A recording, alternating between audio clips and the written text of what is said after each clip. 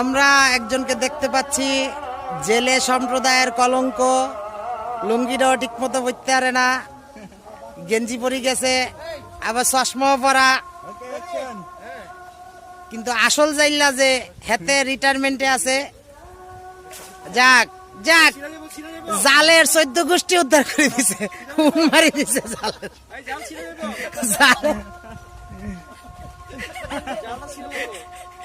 জালের হুন মারি দিছে।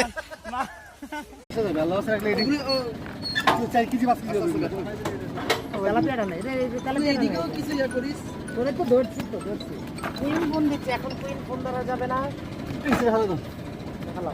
কাতল দেখালাম 4-5 কেজি হবে ইনশাআল্লাহ। তেলাপিয়া বড়গুলো